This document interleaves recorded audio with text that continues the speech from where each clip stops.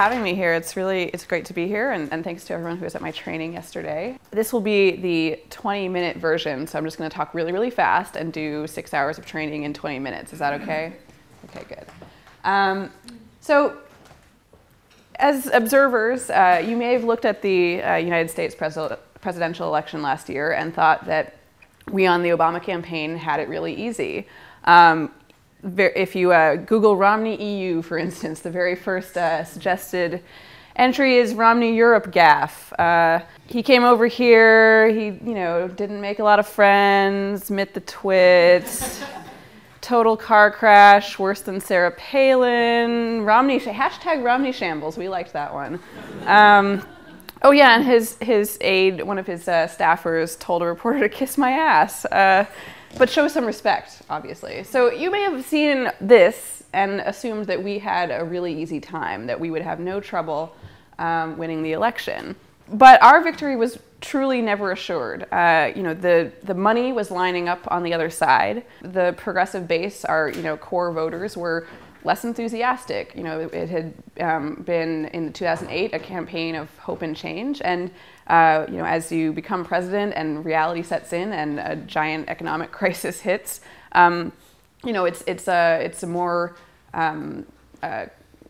there's a calming effect of the just extreme enthusiasm that there was in 2008.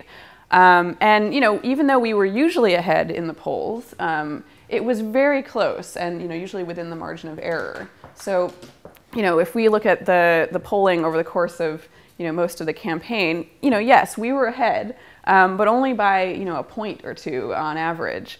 And sometimes Romney's numbers would actually come up and slightly go ahead of ours. So how did we win? How did we actually make it happen? Well, we did it through massive numbers of field offices. There were 3 times as many almost field offices for the Obama campaign as for the Romney campaign.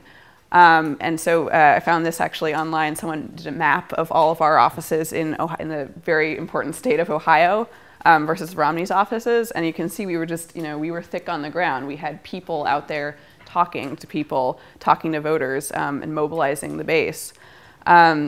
We had hundreds of staffers, paid staffers across the country, and they were, organizing thousands and thousands of volunteers. We also had invested in a huge amount of infrastructure. We had a gigantic analytics department, a data department, technology. Our technology team put together really state-of-the-art database integration technology.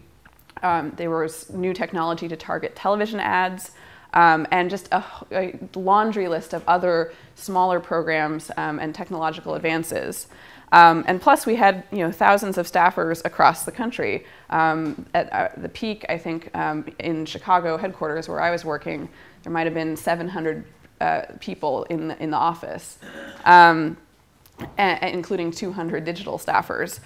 So we really had quite a few expenses, and even though it was obviously the right path to do all of these, to undertake having a huge staff and all the new technology, it costs a lot of money. Now, before I get into this money stuff, yes, $750 million is ridiculous, and it already sounds like just way too much money to be spending on politics. I'm going to leave that aside because the alternative was going to be President Romney. We would have to do better than in 2008 to beat Romney and the super PACs, which are these big organizations where a lot of untracked money goes, and those people were supporting Romney. But fundraising was more difficult in 2012. The president was less available for the sort of high dollar fundraisers where people could meet the president and donate a few $1,000s. We, early in the campaign in the digital side, we were noticing that the average gift was much lower. They were giving less and less often. And part of that, again, might have been the less enthusiasm. Part of it was genuinely the economy. I mean, people had less money to give to politics. So we had to be smarter. We knew that it wasn't just we weren't gonna be able to coast on hope and change. We had to optimize our operation as much as possible. So we did that through a laser-like focus on data.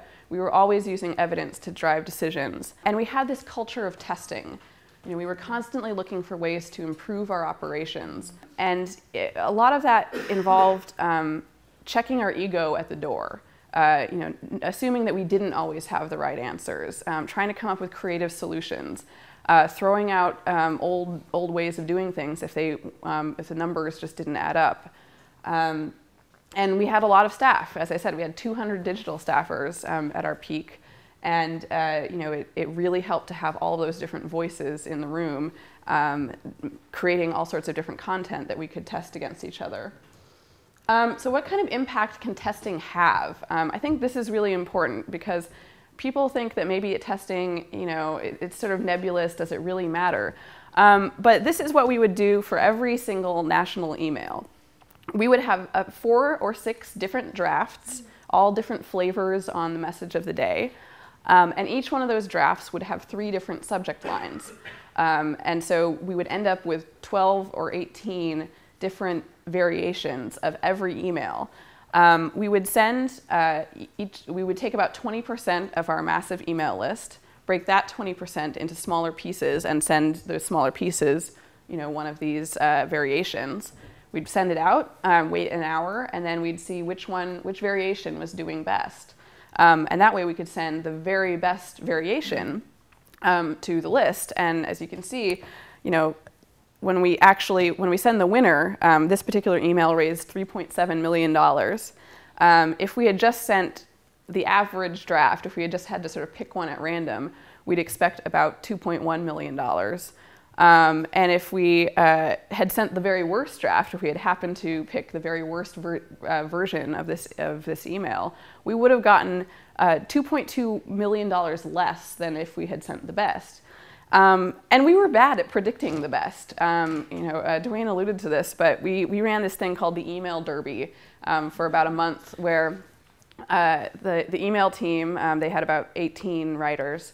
So they would put in their guesses about which draft and subject line would win. I had my digital analytics team of about 15 analysts, and we would guess as well.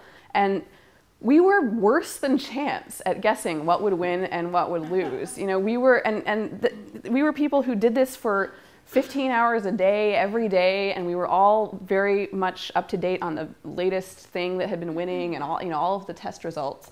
And so the fact that we couldn't even guess, which of these versions would win or lose, just made it all the more clear that we needed to keep testing. We needed to just try lots of different things and let our audience tell us what they found the most compelling, what they found the most resonant.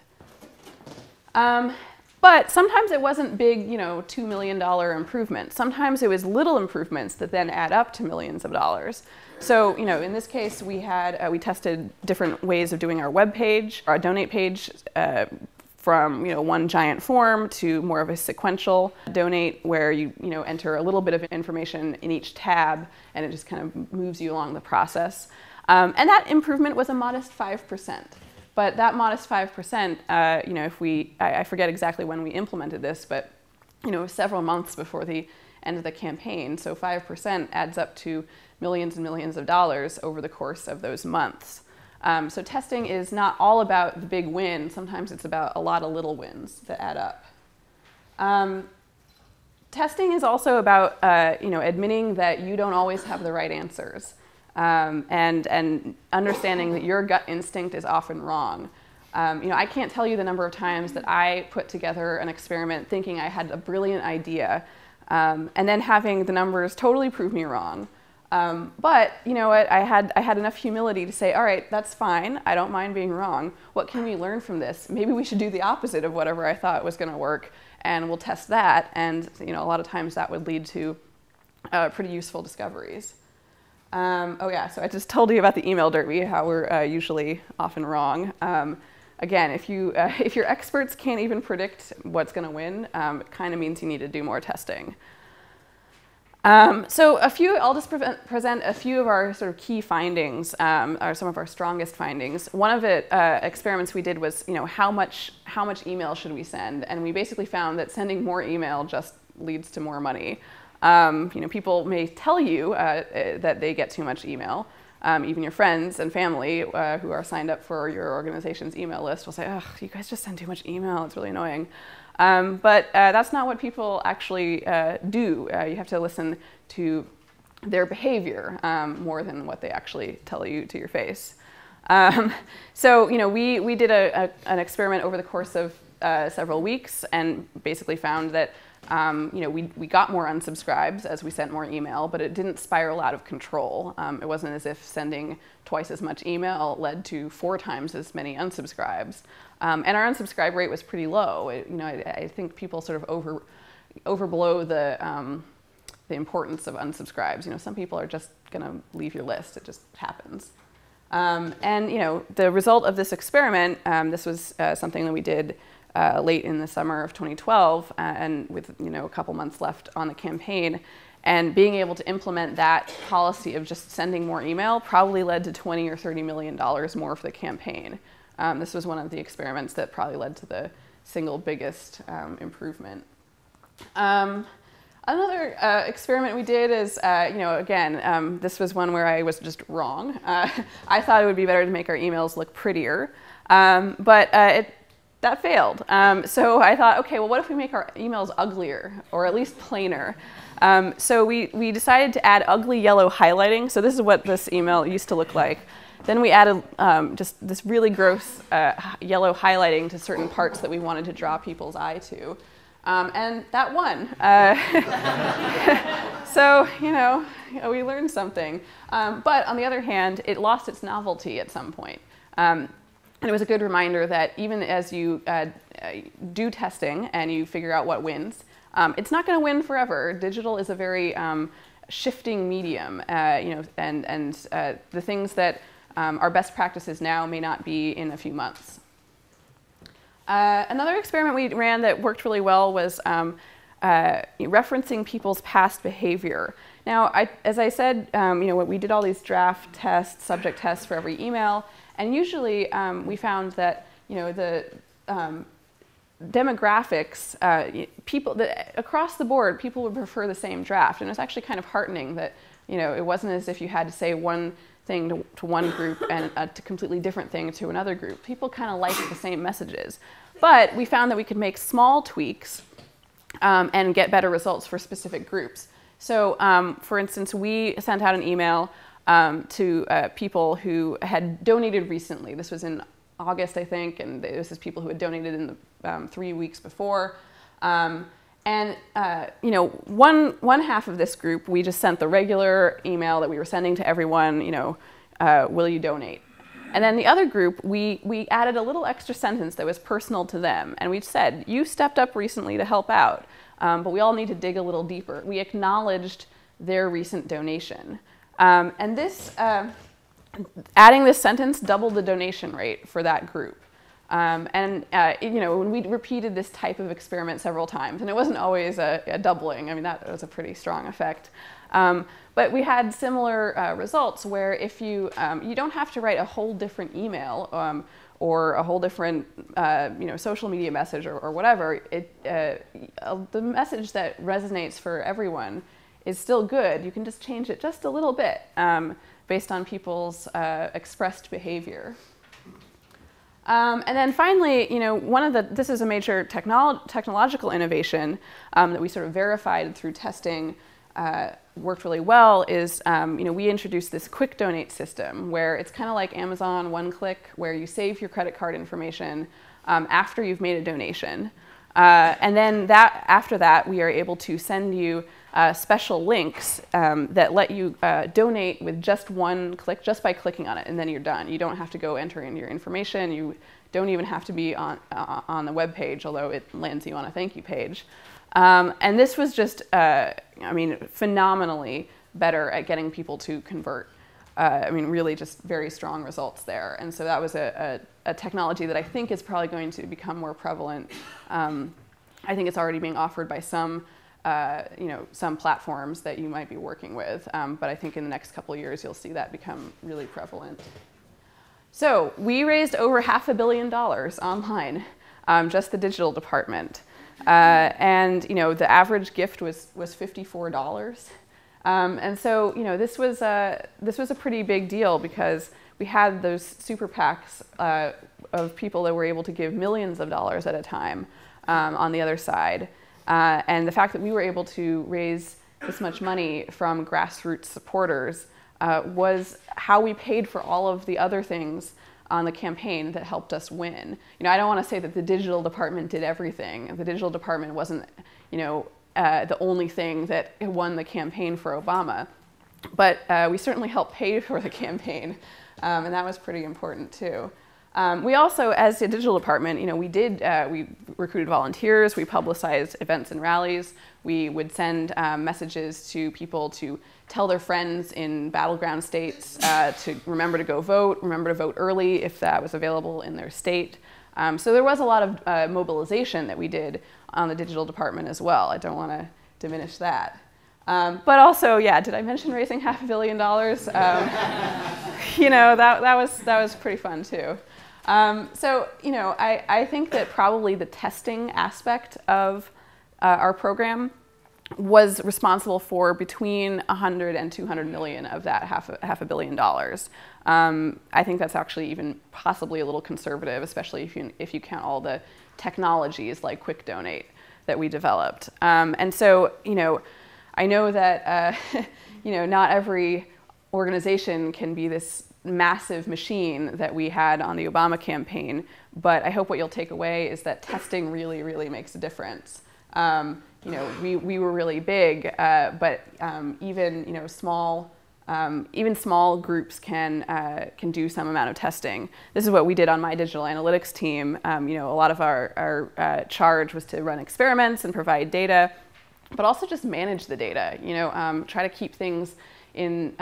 We had SQL databases, and we had people that could do massive SQL queries and Python and all that kind of fun stuff. And so some of it is just about investing in collecting your data. Now, one thing I think is important to remember is that when you do all this testing, it does require content. So even though I of course think it's important to hire lots of analysts, we did have a lot of writers as well. And as I said, having those different voices was part of what helped the testing work. Instead of just having 6 drafts that vary only by a couple of words, we would try to make the drafts, different, not diametrically opposed, but different, because we never knew what was going to win. So the data helped us win. I mean, it helped us raise the money. It helped us target voters. I mean, not just in the digital department, but we had a big micro-targeting operation. And I think that to the extent you can, being data-driven is a really smart way, to improve and improve quickly. Big groups of people can accomplish a lot. We were pretty proud of how we did. But you don't have to have a huge staff to be able to run the testing program. Any piece of email, any email list can be split in 2 pieces.